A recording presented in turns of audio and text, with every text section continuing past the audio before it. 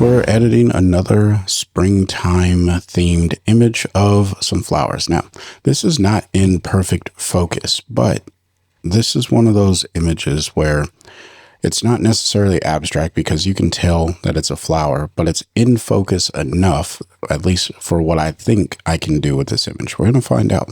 And whatever happens, I'm still going to post this video. So you're going to see what happens at the end. And hopefully it works out the way that I expect it to. But if not, oh well. The point here is we're going to create something that I think is going to be fun. So let's just go ahead and jump right into it. I'm going to hit Bronze AI and let ON1 do its thing. I did shoot this with a Sony a7R IV and my 105 Sigma macro art lens.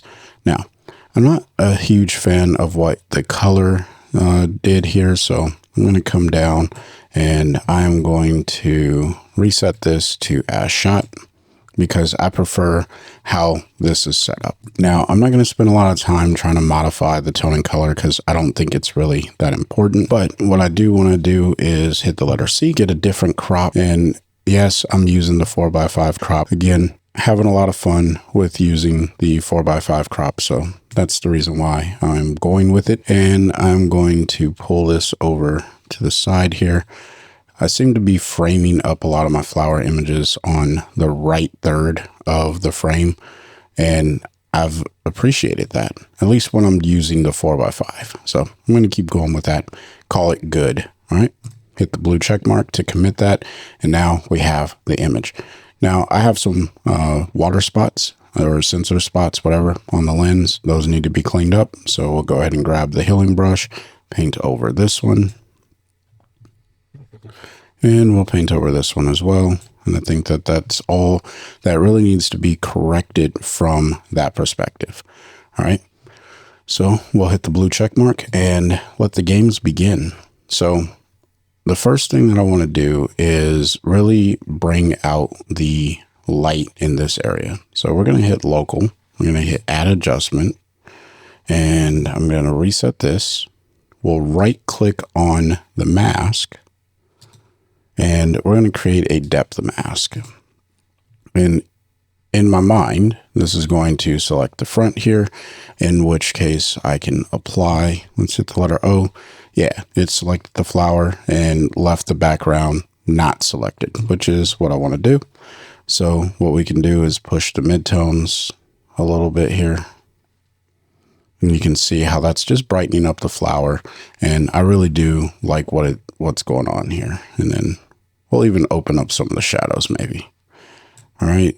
And we'll contrast it because I think that it needs a little bit of contrasting. And then of course, we'll pull up on the vibrance. We're going to do some actual color adjustments a little bit later, but I do want to make that color separation from the foreground to the background. So turn this off and turn it back on. And I think that that's a really, really good adjustment for the beginning stages of this image. All right. I'm not going to worry about renaming these in this particular video, but it is a good idea to rename your adjustments so you can keep up with them. That's all I really need to do in this particular, in local adjustments. So now we're going to come over to effects, and the very first thing I want is a color enhancer, because I really do want to work with the color here. And what I'm going to do is right click on the mask, create another depth mask. It should create relatively the same depth mask in theory. Yep. And then I'm going to invert the mask, so I'm really working on just the background here. So right click, invert, and we'll take a look at what we got. That seems to be just about right. And then I'm going to desaturate the background. All right. And that really does make this flower stand out that much more. So that's the first step of what I want to do. I'm going to copy this mask, and then I'm going to grab a tone enhancer, and I want to darken down the background. That's the reason why we're doing this. So I'm just going to go ahead and paste the mask from the color enhancer, and I'm just going to pull down on the exposure like so. So now we have a desaturated and a darker background. Probably easier ways of doing that, but that's how I wanted to do that particular adjustment. So now what I want to do is start really building out this flower. So we're going to get another color enhancer. And this time we're going to start working with the flower here. And we'll go to color range. And we'll start with the blues. Let's maybe saturate it like crazy. And this is more of a purplish flower, so we'll move it more towards the purples. Let's play around with the range, see if there's any more that needs to get captured. Probably not. I don't want to make it brighter. I want to make it a little bit darker. Now, it's starting to impact this flower in the background. I don't really care for that, so we're going to go ahead and invert this mask. And I'm just going to paint this in over the flower here. So I'm only getting whatever adjustments I make in just this area.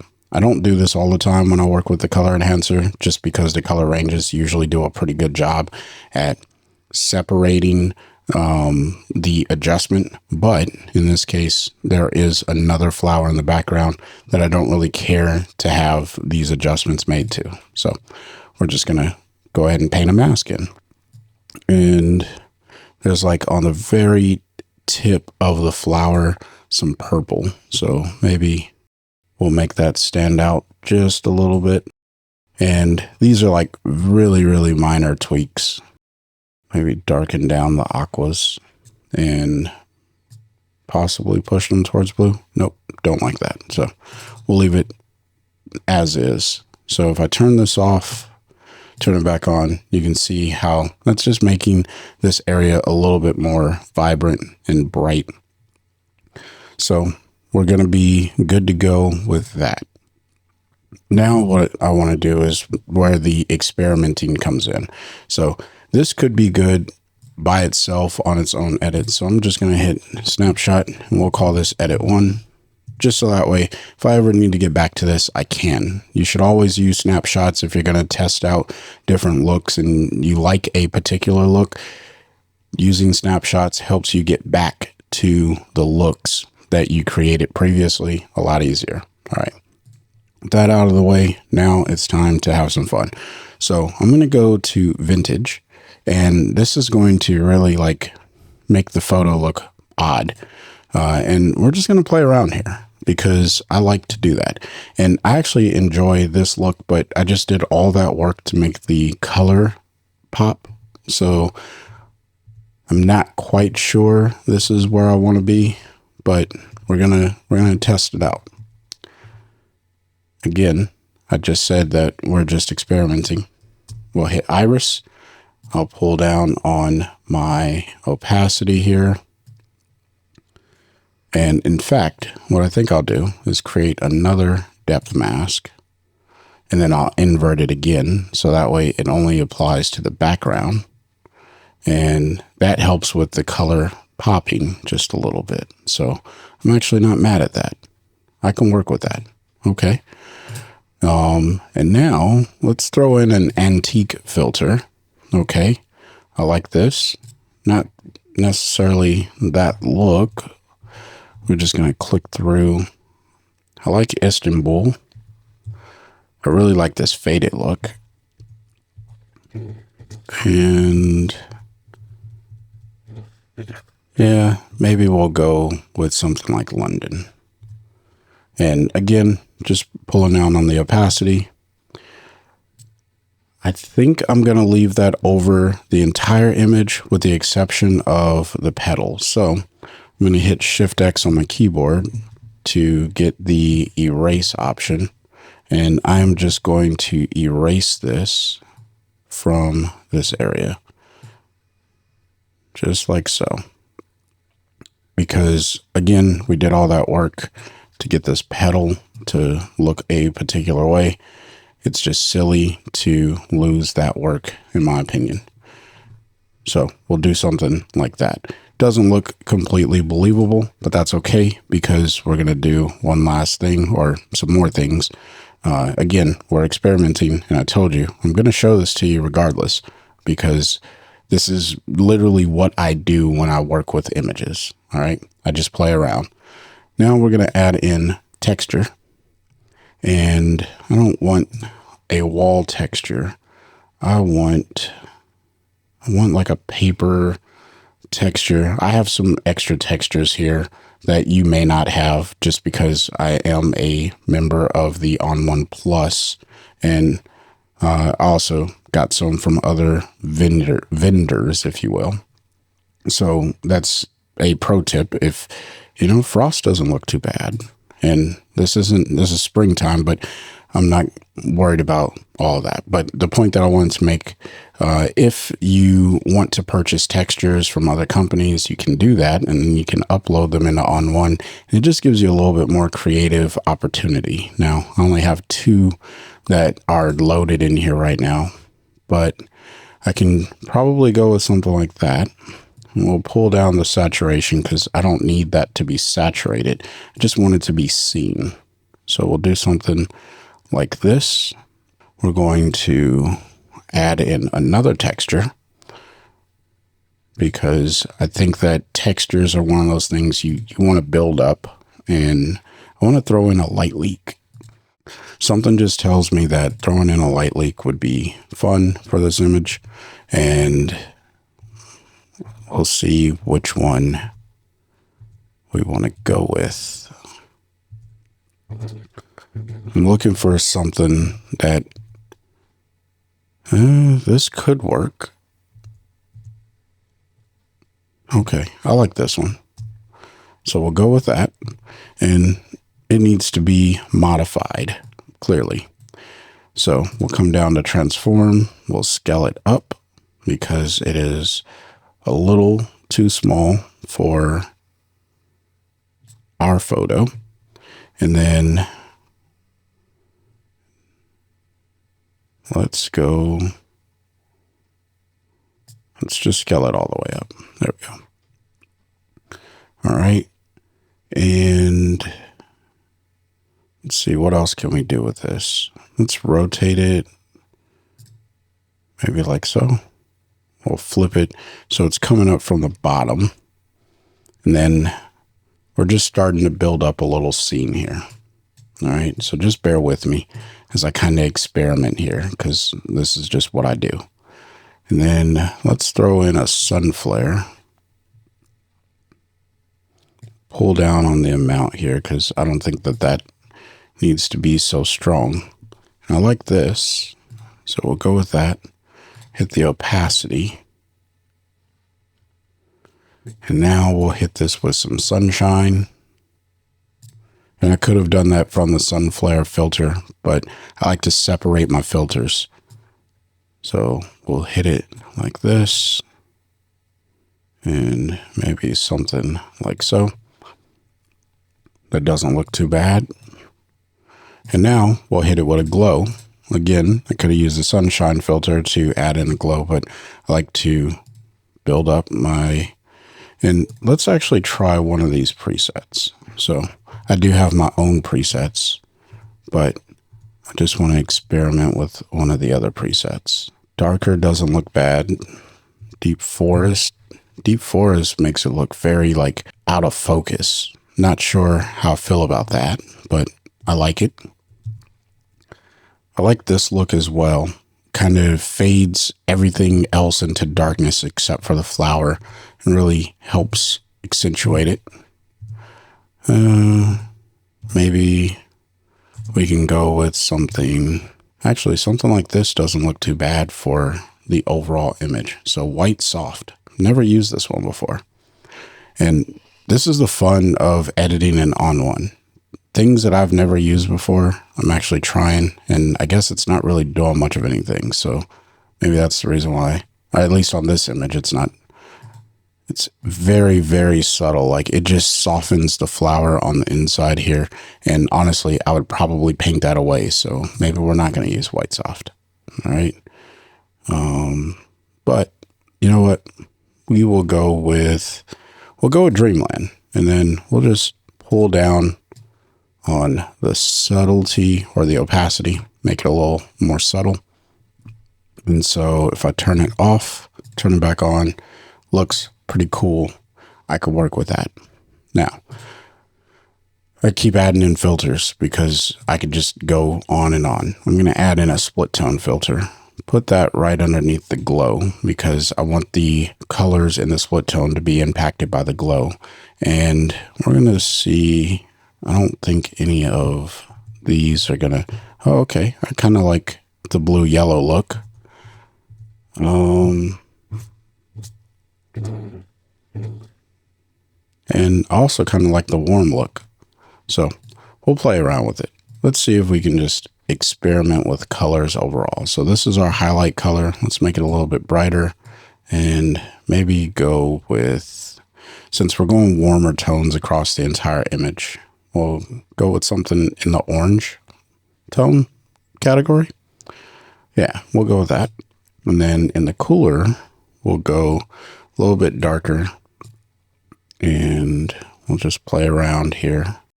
Maybe something like this in the shadows. So like a dark blue. All right. And we'll pull up on the shadows. Nah, don't like that.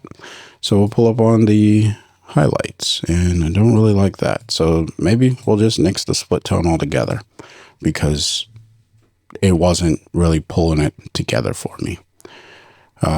So I think what we'll do, because like I said, I could go on and on with editing like this.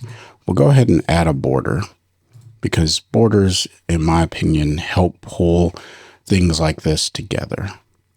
And because I want to step outside of my comfort zone, typically I'll slap on a simple white, pull down on the scale, something like that. And I would be like, yeah, this is the look.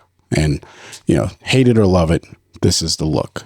But I don't want to do that today. I want to be a little bit more adventurous. So let's go with a border that I typically wouldn't use. And let's see what's in the digital category. I have no idea what's in here. Okay, so we have a halftone look, honeycomb, scan lines. I don't know. Do I have to commit to one of these? If I go with that, I don't know how I feel about that. You know, like in my personal opinion, I'm not sure if I can get behind that one. And I want to stay away from simple. So let's try this one. And of course, this one is also not my favorite. So let's go emulsion. Okay, I could get behind emulsion. This kind of fits the overall feel of what's happening with the image. And if I pull this out to the very ends there and then fade the opacity, that I can get behind. I've never used emulsion to the best of my knowledge, but I can get behind the emulsion looks, especially this one. This one is actually pretty cool. We'll just pull that back to something like that. So, like I said, I was experimenting with this particular image because I thought that it would just be fun to mess around with. So here is what we came into On1 Photo Raw with, which is not a bad image overall. And I probably could have stopped it where I created the original snapshot. And then I kept pushing until I got to this. And hate it or love it, it's just a look. And I think that it's fun, but it shows you that you can really experiment inside of On1 to get looks that you may not even expect to get. And that's how you start to create more unique art, right? And that's kind of the fun of working in a program like On1. It's all non-destructive. If I wanted to, I could delete all of these. It's not going to mess up my image and it's all good. But like I said, I promised I would show you exactly what I get because that's kind of my take on photo editing is to experiment and then just share it with you. Let you know that everything doesn't have to come out the greatest. Sometimes things just come out the way that they do, and you either hate it or you love it. And then you can save it or delete it. So hopefully you found some value in today's video, and thank you for those who have stuck around until this point in the video. If you want to save some money shopping over at the On1 website, consider using my coupon code FreeWillPhotos20. It'll save you some money at checkout, and I make a small commission, but that's at no extra charge to you. So if you want to help out the channel, that is a great way of doing it. If you got questions about On1, leave them in the comment section. I will do my best to answer those. And of course, if you want to sign up for a coaching call, then check the link in the description box, because I do one-on-one coaching calls to help you understand more about using On1 Photo Raw. Again, that link is in the description box below. So until next time, I want you to stay inspired and keep creating. Peace.